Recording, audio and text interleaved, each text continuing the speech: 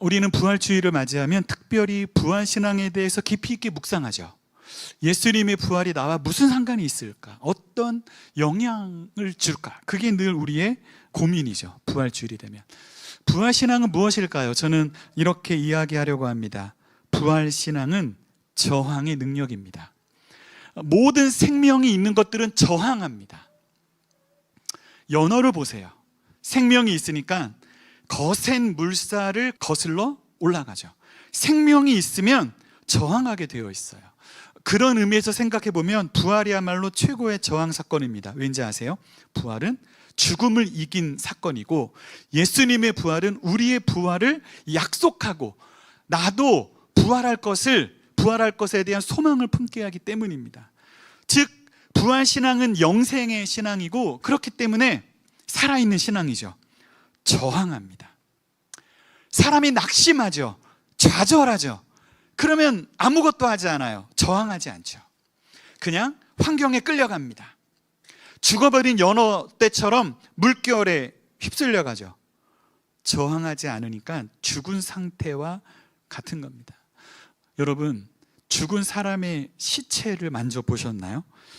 저는 얼마 전에 저희 매형 돌아가셨을 때 그 아침에 돌아가시자마자 돌아가셨다는 소식을 듣고 제가 응급실을 갔는데, 그 응급실에 저희 매형이 누워 있었어요. 이미 돌아가신 거죠. 그래서 매형의 손을 잡고 이렇게 그 몸을 만지는데 체온이 찹니다. 떨어졌어요. 이미 몸이 차갑게 식고 있어요. 죽었기 때문이에요. 사람이 살아있죠? 저항합니다. 어떻게 저항하죠? 추우면 어떻게 돼요? 몸이 추우면 몸을 떨죠. 이게 몸의 온도를 올리는 겁니다. 저항하는 거죠. 더우면 어떻게 되죠? 더우면 땀을 흘리죠. 저항하는 거예요. 그런데 저희 매형이 죽으니까, 시체가 되니까 저항하지 못하는 거예요. 저항하지 않는 것은 죽어 있는 겁니다. 생명이 있는 것은 저항한다는 의미죠. 그래서 부활은 우리에게 가장 놀라운 저항의 능력이 됩니다. 자, 부활이 우리 삶에 어떤 능력으로 역사하는지 오늘 본문을 좀 보면, 오늘 본문의 여인들은 무덤을 보려고 갑니다. 자, 1절에 뭐라고 이야기하냐면, 안식일이 다 지나고 안식 후 첫날이 되려는 새벽에 막달라 마리아와 다른 마리아가 무덤을 보려고 갔더니, 자, 그 여인들이 왜 갔어요? 무덤 보려고 간 겁니다. 무덤을 보러 갔다는 것은 어떤 의미냐면, 이 여인들은 지금 어떤 부활에 대한 기대나 소망 그런 거 전혀 없었어요. 죽은 시체 보러 간 겁니다. 예수님의 죽은 시체 보러 간 겁니다. 그 시체에다가 향유 바르려고 간 겁니다. 그 여인들의 마음은 슬픕니다. 절망입니다. 좌절입니다. 저항 능력이 없죠. 죽은 상태입니다. 영적으로 죽어 있으면 저항하지 못하는 거죠. 그런데 시체를 기대하고 간 그 여인들이 본 것이 무엇이냐면 빈 무덤입니다. 6절을 보면, 그가 여기 계시지 않고 그가 말씀하시던 대로 살아나셨느니라. 와서 그가 누우셨던 곳을 보라. 그가 누우셨던 곳을 보라. 비어 있는 겁니다. 시체를 보려고 갔는데 시체가 없는 거예요. 아니, 도대체 무슨 일이 생긴 걸까요? 누가복음은 그 천사가 보다 더 직접적으로 이야기하는데, 어찌하여 살아있는 자를 죽은 자 가운데서 찾느냐라고 책망합니다. 아니, 왜 살아있는 자를 죽은 자 가운데서 찾니? 예수님이 부활하신 거죠. 그 부활의 능력을 경험하자, 예수님이 부활하셨다는 소식을 듣자 그들 안에 저항 능력이 회복됩니다. 체온이 살아나는 거예요. 그들이 영적으로 살아나는 거죠. 그래서 8절을 보면 어떻게 되냐면, 그 여자들이 무서움과 큰 기쁨으로 빨리 무덤을 떠나 제자들에게 알리려고 다름질할세. 예수님의 부활은 제자들에게 어떤 변화를 주나요? 시체를 보러 올 때는 절망과 좌절과 낙심 속에 왔어요. 슬픔 속에. 그런데 주님이 부활하셨다는 소식을 들으니까 그 마음에 기쁨이 생깁니다. 저항 능력이 생기는 거죠. 그리고 빨리 무덤을 떠나죠. 이게 부활의 능력입니다. 부활의 능력은 우리로 무덤 가운데 머물지 않게 합니다. 그 무덤의 자리를 빨리 떠나게 하죠. 그리고 9절은 이어서 뭐라고 이야기하냐면 예수께서 그들을 만나 이르시되 평안하냐 하시거늘 여자들이 나아가 그 발을 붙잡고 경배하니. 예수님께서 그들에게 평안하냐라고 묻죠. 그런데 이게 헬라어로 보면은 어떻게 되어 있냐면 평안이 있을지어다, 기뻐할지어다 라는 명령입니다. 지금 부활하신 주님께서 낙심하고 절망 가운데 있는 그 제자들에게 평안이 있을지어다, 기뻐할지어다. 그들은 크게 기뻐하며 마음의 평안을 누립니다. 이것이 저항 능력이 회복되는 것이 아니고 무엇일까요? 그리고 주님 앞에 엎드려 경배하잖아요. 예배합니다. 이게 제자들의 저항 능력입니다. 이 향후의 제자들의 삶을 보면 그들은 극심한 박해를 받고 심지어는 순교까지 하게 되는데, 그런 극심한 환경 속에서도 그들은 저항 능력을 잃지 않아요. 계속 저항합니다. 기뻐하고 마음의 평안을 누리고, 그리고 주님을 예배하면서 그 저항 능력으로 살아가죠. 이것이 부활의 능력입니다. 부활의 능력은 저항의 능력입니다. 물결을 거슬러 올라가는 연어들과 같죠. 제가 이번 주에 성품에 대한 이야기를 들었는데요, 그 성품에 대한 이야기를 들으면서 이거 부활의 능력인데? 이런 생각이 딱 나더라고요. 여러분도 한번 보실래요? 자, 이름보다 오래 기억되는 성품이라는 장경철 교수님의 책인데 이런 내용이 있습니다. 성품이란 상처와 손실을 품는 가운데 관계를 이어가고 사업을 수행하는 능력이다. 근데 이거 부활인 거예요. 성품이란 그냥 사람이 좋은 게 아닙니다. 우리는 그냥 흔히 사람이 좋네? 그러면 성품이 좋다고 생각하죠? 그게 아닙니다. 성품이란 상처와 손실을 품고, 이거 십자가잖아요. 그리스도인의 삶에는 반드시 십자가가 있잖아요. 고통스러워요, 힘들어요, 어려워요. 그런 순간이 있어요. 그런데 그 상처와 손실을 품고 계속해서 관계를 이어가고 사업을 수행하는 거죠. 힘들고 어려운 상황 속에서도 관계를 이어가고 삶을 계속 살아가는 이 능력, 이거 여러분 저항 능력 아닌가요? 도대체 이런 저항 능력이 어디에서 생길까요? 세상 사람들은 그 저항 능력을 어디에서 찾을까요?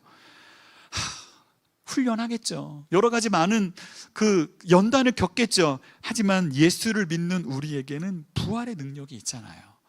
결국 생각해 보면 온전한 성품이란, 그러니까 상처와 손실을 품고 그 가운데 계속 관계를 이어가고 사업을 수행해 나가는 능력은 부활 신앙이 아니면 안 되는 겁니다. 우리는 부활 신앙이 없으면 물결을 휩쓸려 가게 되어 있고 저항하지 못하고 무너지게 되어 있죠. 부활의 신앙은 우리들의 성품의 문제까지 변화시키는 거죠. 사랑하는 여러분, 좋은 성품의 사람들이 되시길 바랍니다. 이거 인간적인 노력으로 힘든 겁니다. 그런데 부활의 능력이 내 안에 있죠. 상처와 손실을 품습니다. 인생에 어떠한 어려움이 와도 이겨나가죠. 계속해서 관계를 이어가고 사업을 수행하면서 그 가운데 풍성한 삶을 누리게 됩니다. 저랑 오랫동안 지낸 분들이, 저를 아는 사람들이 저에게 자주 하는 이야기가 있는데, 목사님은 참 의지가 강한 것 같아요, 이런 이야기를 합니다. 늘 열정적이고 늘 최선을 다하고. 그런데 사실 저도 그렇지 않아요. 저도 굉장히 연약한 인간이고 연약한 존재입니다. 시험에도 많이 들고 유혹에도 많이 넘어지고, 굉장히 의지가 강하다고 생각하는 분들이 많은데 그렇지 않아요. 그러면 열쇠는 무엇일까요?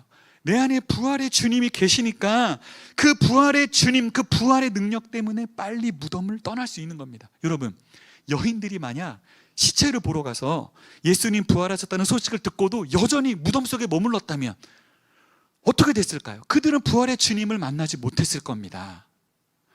예수님 부활하셨다는 소식을 듣고 어찌하여 살아있는 자를 죽은 자 가운데서 찾느냐, 그 말을 듣고 무덤을 빨리 떠나.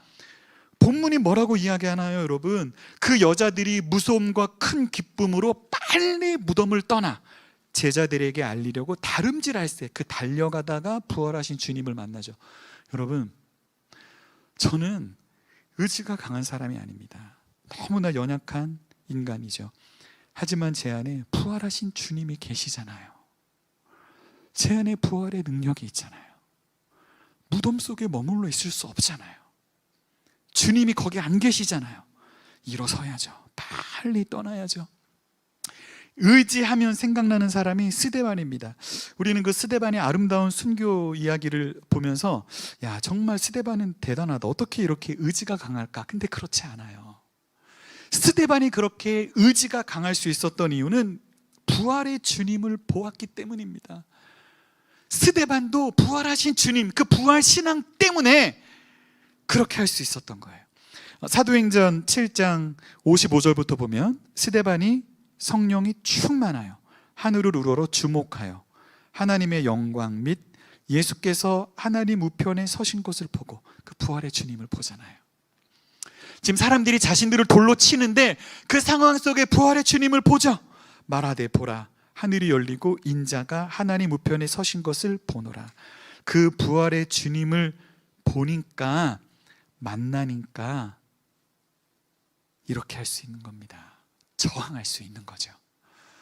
나를 돌로 치는 사람들을 미워할 수도 있고, 그 순교하면서 낙심하고 절망할 수도 있고, 그렇지 않잖아요. 저항하죠. 59절, 그들이 돌로 스데반을 치니 스데반이 부르짖어 이르되, 여러분, 스데반의 저항 능력을 보세요. 주 예수여, 내 영혼을 받으시옵소서. 어떻게 이런 기도가 가능할까요? 부활의 능력은 저항의 능력이기 때문입니다.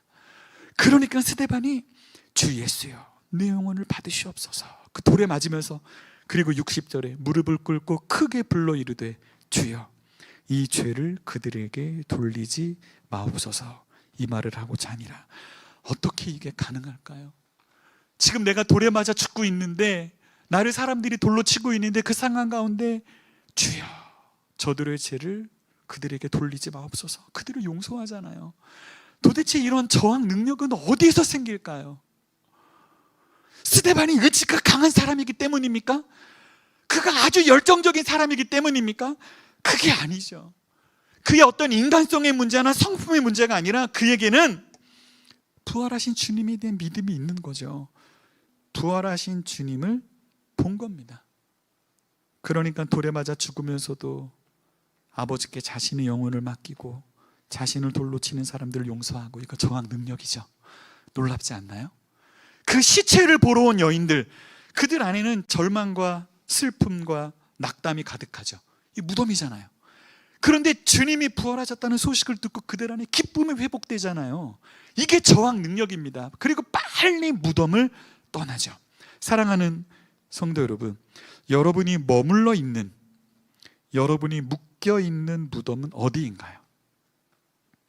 여러분이 매여 있는 무덤은 어디 있나요? 빨리 그 자리를 떠나셔야 합니다.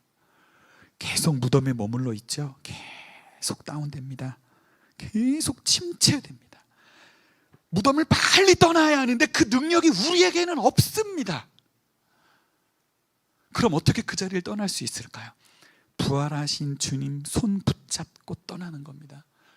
주님께서 우리의 손을 잡아주시죠. 그리고 그 무덤에 머물지 않도록 우리를 끌어주십니다. 주님의 부활은 곧 우리의 부활이 되고, 그 주님의 부활의 능력은 우리에게 부활의 능력이 되죠. 그것이 저항의 능력입니다. 우리는 부활절을 맞을 때마다 부활의 신앙에 대해서 묵상하죠. 부활의 신앙은 무엇일까요? 저항 능력입니다. 무덤에서 빨리 떠나셔야 합니다. 우리 삶의 놀라운 부활의 능력을 경험하게 될 것입니다. 우리 옆 사람 서로 인사합시다. 빨리 무덤을 떠납시다.